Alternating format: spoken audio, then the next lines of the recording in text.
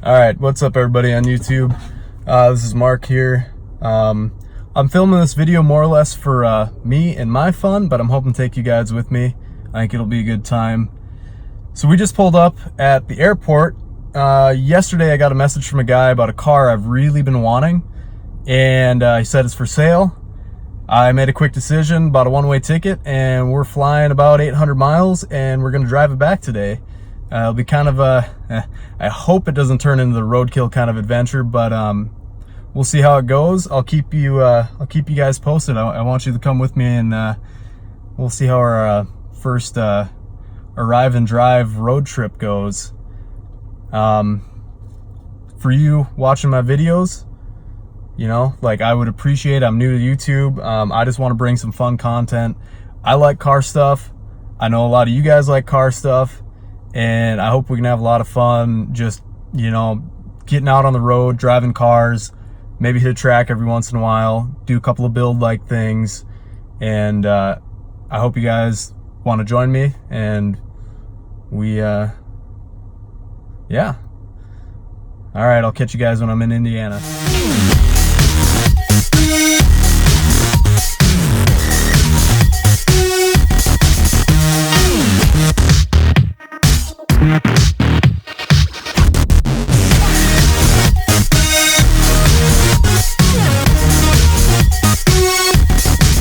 What's up everybody? We are here at Walmart in Fort Wayne, Indiana. Hopped a flight from Fargo this morning to go look at this car, and we are about to head back on the road trip. We bought it.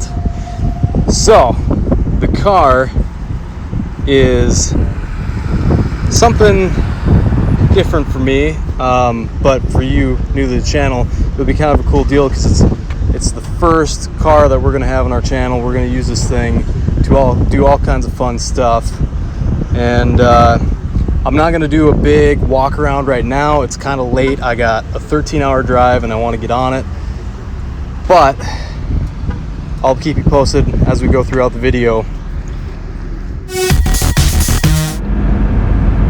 Alright, a little update on the trip. We're a little over 150 miles down the road now, just kind of going by Chicago.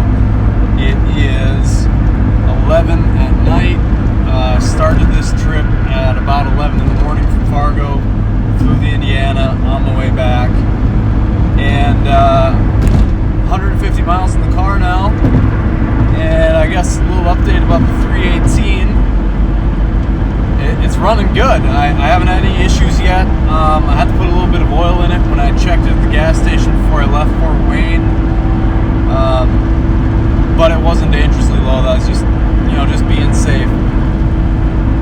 Definitely a budget car, which is great. That's what I like. And this has been a hell of an adventure, but it's kind of giving me a little bit of that roadkill-like vibe. So, good things about the car so far. The engine's running good, temps are good, limited slip, rear end like kicks ass. We had a little bit of rain when I was taking my test drive, and I wanted to feel the suspension out, so I gave it a little bit around a corner, and the back end kicked out on me, but it handled so good. I haven't had a car with a limited slip in the rear in a long time, and man, that's a good feeling. The guy I bought it from was in the passenger seat, and I don't think he was feeling it as much. He just kind of gave me a look, and he's like, yeah, I've never experienced that from the passenger seat, so there's that. So obviously I've got about 9 hours left on my trip. It's a long haul, and getting to the cons, I mean, I don't want to complain too much. I'm really enjoying the car, and I'm really enjoying this trip, but there's just a couple little things. The steering wheel, let's start there, because that's what you hold on to. The steering wheel, the car drives straight. I can let go of this thing and it'll go straight for a mile.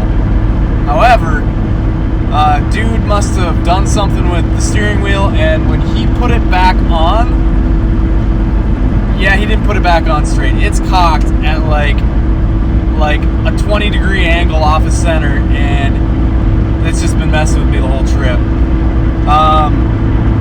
Other than that, there's a couple little things. So he warned me about them, but the shift knob on this BMW, unlike the Japanese cars and stuff I'm used to where they screw on to the actual shifter, this one's got some sort of clips that clip the knob onto the shifter, and somebody had broken those clips, probably trying to take it off or something.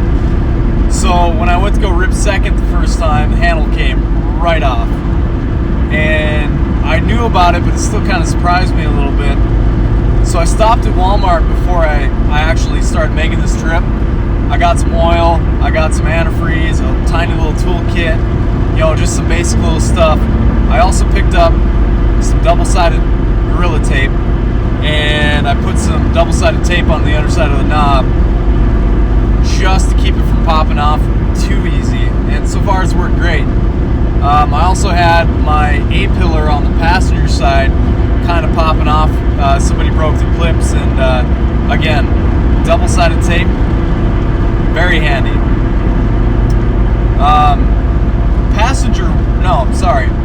Driver's window also got some stuff going on with it. So there's it's an electric window, and the little gears that drive the window up and down are stripped.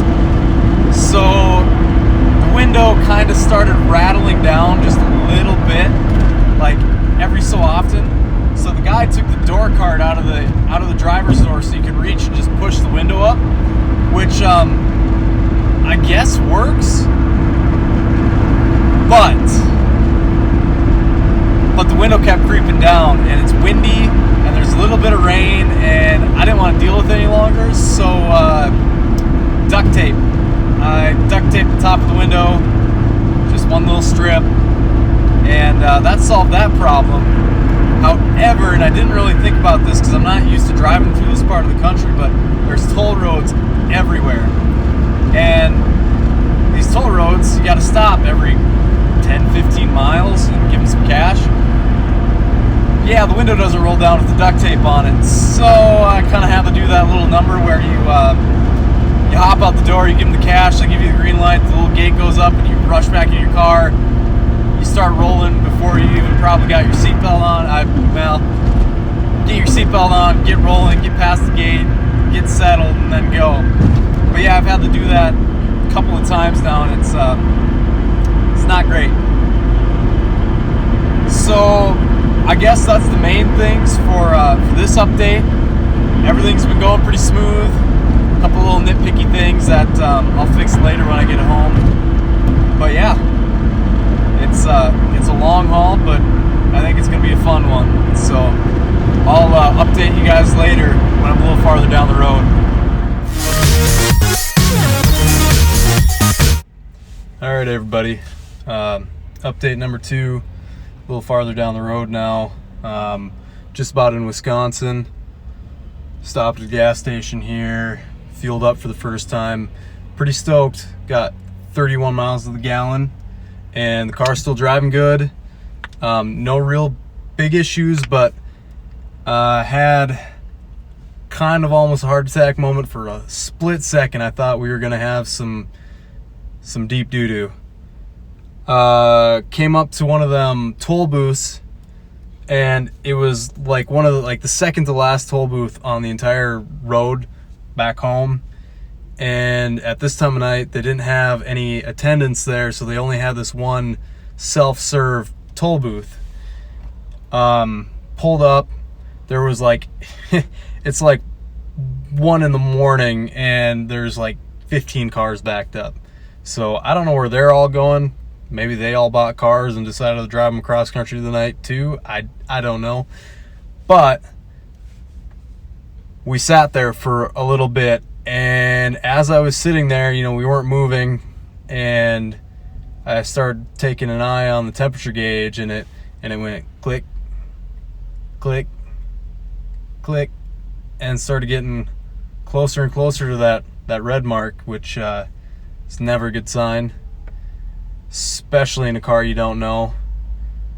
But there's nothing I could do. I was in line. I couldn't back up. My plan was to get up there, get my toll paid, and then they got a nice little runway where I could pull off to the side and, you know, shut the car off if I need to let it cool down. And got up to the toll booth, and it doesn't take cash, which is fine. So I pull a card out and go to use a card. Didn't work. Go to use another card. Didn't work. Now I don't know what's going on, but it made sense why it was taking everybody so long to get through there. And I'm trying to figure all this out, and I never used toll roads. Like, this is like probably the second time in my life. And so I'm confused, to be completely honest. And this guy, like 3 cars back, starts yelling at me.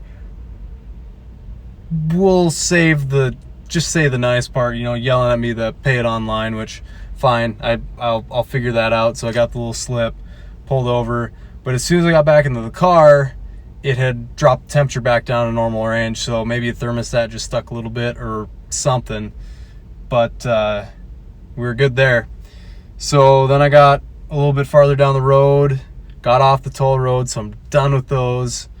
Stopped at this gas station, filled up, got myself an energy drink and some Ice Mountain, which is seriously like my favorite water and the only one I like to drink. It doesn't taste like plastic or chemicals, even though it does come in a plastic bottle. So go figure. I think Nestle figured that one out. I think if you're from down south, they got like Osaka or something, which basically the same thing. But I think maybe out west there's like Arrowhead. You can correct me if I'm wrong on that. But yeah, got my water, got my energy drink, got gas, and it's time to hit the road again. Check in with you later.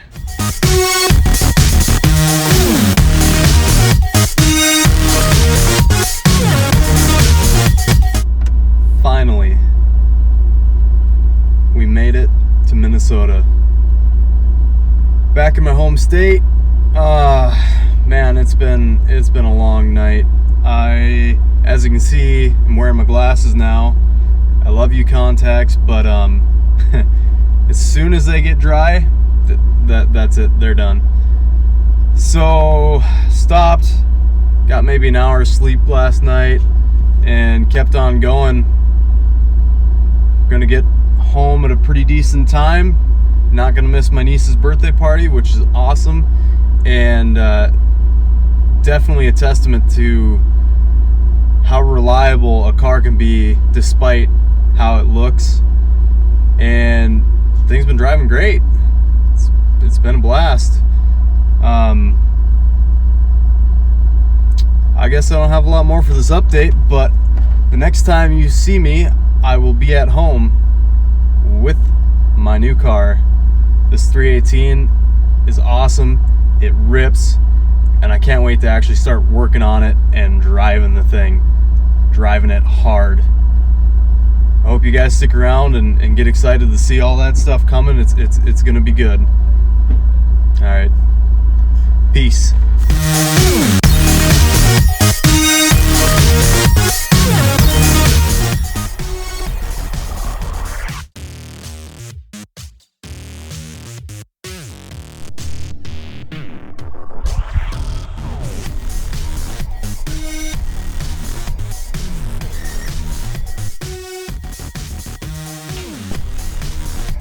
Mm-hmm.